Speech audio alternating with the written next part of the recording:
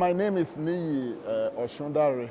I'm a distinguished professor of English from the University of New Orleans in the United States. At the moment, I work in the US, but I actually divide my time between the US and Nigeria because there are responsibilities, very important responsibilities on both sides of the Atlantic. I'm a writer generally, but my passion and the center of my creative practice is poetry. I've practiced it for the past 40 years or so, published books, and also taken poetry to the mass media by creating a personal poetry column in the Sunday Tribune. And this has been on since 1985 in an attempt to make poetry popular and to make poetry accessible. I'm going to begin with the positive side. I am meeting women and men, young women and men, who are bright, ambitious, aggressive, creative, and very, very dynamic. I was talking with a couple of them about an hour ago. The Art House Collective, based in Ibadan. They also have Atmosphere and so on. They've created not just a group of writers, particularly poets, but they've also created avenues for publishing the works of members of this group. These young men and women are not only writing, they are taking the initiative about the production of the works that they write. So on the positive side, all that is happening.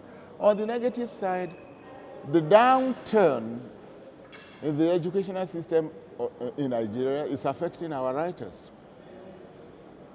You will agree that the kind of education we are getting in our schools today, primary, secondary, tertiary, is nearly not as good as what we used to have in the past.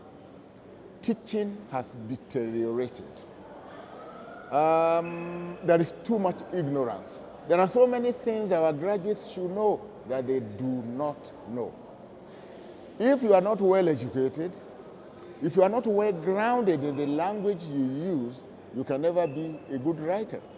So many writers send me their manuscript, even in poetry. I discovered that these manuscripts are full of errors. No. So there are problems here. And poetry deals with the best register in a language, the best and best and best. When you haven't even mastered the primary elements of the language, how can you do the best and best and best? And journalism too, particularly literary journalism. The importance of criticism, theory and criticism. You need thorough education to become a critic, to become a theorist. And you need a thorough education to become even a newspaper or magazine critic. Today, I come across journalists, literary journalists, who don't know the difference between a stanza and a paragraph.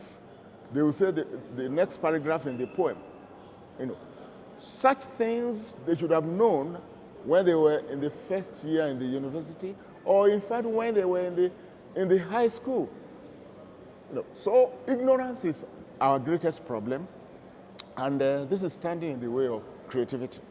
I remember our generation was saying this 20 years ago, that we were not being represented on the curriculum, on the syllabus and in the curriculum.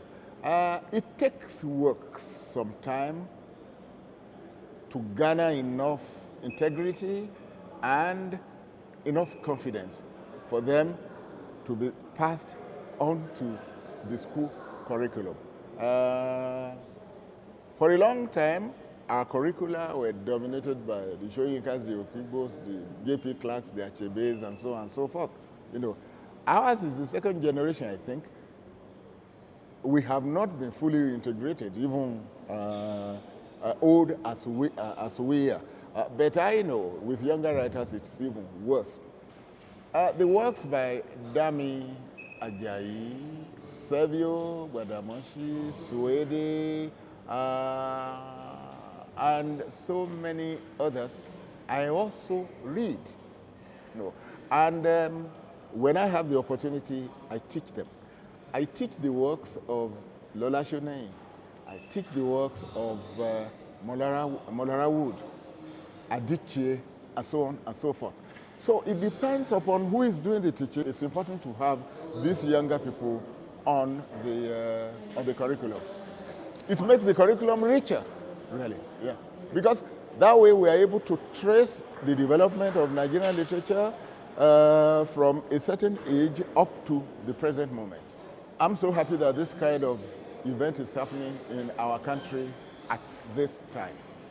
Because this looks very much like our age of illiteracy, corruption, political ineptitude, poverty, and so on, unemployment, and lack of confidence in our youth and by our youth. But when you see something like this, your spirit leaps. Look at all the young men and women I'm seeing around here. Some are 18, 20, 25, 30. Those are the future. That Lola Shoneyin and others have been able to bring these people together.